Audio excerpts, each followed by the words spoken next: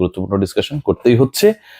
যখন আমি কলম্বোতে অবস্থান করছি ঠিক তখন বাংলাদেশের যে ইচ্ছা, বাংলাদেশের যে বাসনা, বাংলাদেশের যে যুক্তি ছিল যে ওয়ার্ল্ড কাপটা টিম টাইগার্স খেলবে শ্রীলঙ্কার মাটিতে, ডেফিনেটলি কলম্বোতে অথবা ক্যান্ডিতে, সেই ইচ্ছা পূরণ হয়নি। একই সাথে একই সময়ে যে ঘটনাটা ঘটেছে, যে ঘটনা আনুষ্ঠানিকভাবে প্রচারের অপেক্ষায়, ঘোষিত হবার অপেক্ষায়, সেটা বাংলাদেশের জন্য আসলে কতটুকু লাভ বয়ে আনলো। ভারত পাকিস্তান ম্যাচ হচ্ছে এবং এই কলম্বোর প্রেমাদাসা স্টেডিয়ামে সব ঠিক থাকলে এ মাসের মানে ফেব্রুয়ারির 15 তারিখে ভালোবাসা দিবসের পরের দিন এই ম্যাচটা অনুষ্ঠিত হতে যাচ্ছে। এবং এই ম্যাচকে কেন্দ্র করে সবশেষ যে বৈঠক লাহোরে হয়েছে, যেখানটায় Bangladesh cricket board president Aminul Islam Bulbul উপস্থিত ছিলেন, সেই বৈঠক থেকেই সিদ্ধান্ত হয়েছে পাকিস্তান তার অনুর অবস্থান থেকে সরে আসবে। আইসিসি সেই গ্রিন সিগন্যাল পেয়েছে, বিসিসিআই তারা স্বস্তির নিঃশ্বাস ফেলেছে এবং একই সাথে ভারত পাকিস্তান ম্যাচ নিয়ে আনুষ্ঠানিক ঘোষণার দিনক্ষণের মোটামুটি ফাইনাল হয়ে গেছে। কি হলো ওই বৈঠকে? ওই বৈঠকের পর বাংলাদেশ থেকে হুট করে মধ্যরাতে কল পেয়ে আমিনুল ইসলাম বুলবুল ছুটে গেছেন। ভাইস প্রেসিডেন্ট ফারুক আহমেদ পর্যন্ত সেই ব্যাপারটা জানার সময় বা সুযোগ পান নাই। এমন কি ঘটলো যে কারণে অবশেষে বরফ করলো ইন্ডিয়া পাকিস্তান ম্যাচ বাংলাদেশের জন্য, যারা ভারতের বিপক্ষে খেলবে না সেই পাকিস্তান খেলতে রাজি হয়ে গেল। এবং আমিনুল ইসলাম বুলবুলকেই বা যেই দলটা বা যেই দেশের প্রেসিডেন্ট সেই বোর্ড মিটিং এ মানে স্পেশাল মিটিং এ অংশগ্রহণ করলেন, সেই দল মানে তার দলই তো খেলছে না, তিনি বা কি করলেন? 3টা শর্ত দেওয়া হয়েছিল আইসিসির কাছে এবং সেই শর্তগুলো মেনে ফাইনালি ইন্ডিয়া পাকিস্তান ম্যাচে পাকিস্তান খেলার ব্যাপারে ইতিবাচক সাড়া দিয়েছে।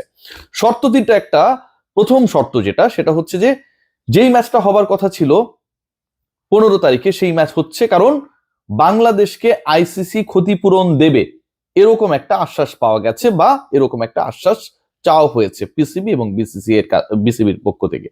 সেকেন্ড পয়েন্ট সেটা হচ্ছে বাংলাদেশের যে পার্টিসিপেশন মানি, মানে বাংলাদেশ যদি অংশগ্রহণ করতো এই বিশ্বকাপটা, আমরা যখন এখানটায় কভার করছি, ঠিক যখন আমরা বাংলাদেশের খেলায় কভার করতাম আপনারা অপেক্ষা করতেন আপডেটস গুলোর জন্য, বাংলাদেশ জিতলে আমরা তালি দিতাম, বাংলাদেশ খারাপ করলে আমরা হতাশ হতাম, সেই বাংলাদেশ অংশগ্রহণ করলে যে পার্টিসিপেশন মানিটা পেত সেই মানি বাংলাদেশকে দিতে হবে। বাংলাদেশ যদি কথার কথা 30 কোটি টাকা পেত, 50 কোটি 100 কোটি টাকা পেত, সেই অর্থটা, সেই লাভের অংশ বা পার্টিসিপেশন মানে অংশগ্রহণ ফি বাংলাদেশ বা বিসিবি কে দিতে হবে। থার্ড যে পয়েন্ট, বাংলাদেশকে বৈশ্বিক ইভেন্ট আয়োজনের আরো সুযোগ বাড়িয়ে দিতে হবে। এই যে শর্ত, এই যে আলোচনা এবং এই 3টা শর্তে ফাইনালি আইসিসি বিসিসিআই এখানে একটা বড় ফ্যাক্টর, আইসিসি কে তারাই চালায়, পিসিবি এবং বিসিবি একমত হয়েছে যে এই 3টা শর্ত যদি আইসিসি বা বিসিসিআই বা তারা যারা আসলে এটাকে কন্ট্রোল করে তারা মেনে নেয়, তাহলে বাংলাদেশের খেলা নিয়ে কোনো মানে ভারতের বিপক্ষে পাকিস্তানের খেলা নিয়ে কোনো ধরনের আপত্তি থাকবে না এবং এই দাবিটা মেনে নেওয়া হয়েছে। এই দাবি মেনে বাংলাদেশের লাভটা কি হলো? বাংলাদেশ দলের কখনো, বাংলাদেশের সমর্থকদের কখনো, বাংলাদেশের ক্রিকেটারদের কখনো এই প্রত্যাশা বা এই আশা কি ছিল যে বাংলাদেশ দল অংশগ্রহণ না করলে তারা যদি পার্টিসিপেশন মানি দিয়ে দেয় তাহলে আমরা খুশি হয়ে গেলাম, বাংলাদেশকে বিশ্বকাপে খেলতে দেওয়া হবে না, বিনিময়ে বাংলাদেশকে 100 কোটি টাকা দিয়ে দেওয়া হলো, বিশ্বকাপে খেললে বাংলাদেশ যেই অর্থটা ধরেন পাইতো সেই অর্থ বাংলাদেশ ক্রিকেট বোর্ডকে দিয়ে দেওয়া হলো, বাংলাদেশের আর কোনো দুঃখ কষ্ট থাকবে না। এটা কি আমাদের কখনো প্রত্যাশা ছিল? এটা কখনো আমাদের ডিমান্ড ছিল? নাকি আমাদের ডিমান্ড ছিল যে বাংলাদেশকে বাংলাদেশের চাহিদা মতো, বাংলাদেশের প্রেক্ষাপটের যৌক্তিকতা মেনে যেন শ্রীলঙ্কার মাটিতে খেলা দেওয়া হয়? সেটা দেওয়া হয় নাই। এখন টাকা দিয়ে বাংলাদেশকে কম্পেনসেট করা হচ্ছে। একবার ভেবে দেখুন যে ভারত আর পাকিস্তানের ম্যাচ মাঠে করানোর জন্য যত ধরনের নেগোসিয়েশন হলো, বোর্ড টু বোর্ড ডিসকাশন হলো, 3টা বোর্ড এবং আইসিসি, বিসিসিআই, পিসিবি, বিসিবি এবং সাথে আইসিসি, মধ্যরাতে বুলবুলকে ফোন করে লাহোরে নিয়ে যাওয়া হলো, কত কিছু হলো, কারণ 15 তারিখের ম্যাচটা খেলাতে হবে।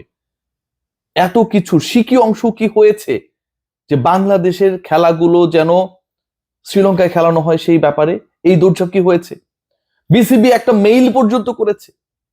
পিসিবি বা এসএলসি যারা এটার সাথে জড়িত হয়ে গেছে যে ভারত পাকিস্তান ম্যাচ যেন হয়, তারা কি একবারের জন্য বসার চেষ্টা করেছে বিসিবির সাথে? বিসিবি, আইসিসি, বিসিসিআই সবাইকে নিয়ে কোনো সমন্বিত প্রয়াস ছিল যে বাংলাদেশের লিটন কুমার দাসের দলটা যেন মাঠে নামতে পারে? সেই প্রেক্ষাপটে কারো কোনো প্রচেষ্টা ছিল না, কিন্তু নিজেদের স্বার্থে, শ্রীলঙ্কার স্বার্থ কারণ তার দেশে ভারত পাকিস্তান ম্যাচ হবে, সে রেভিনিউ জেনারেট করবে, পাকিস্তানের স্বার্থ সে বেশি অর্থ দাবি করেছে ভারত পাকিস্তান ম্যাচের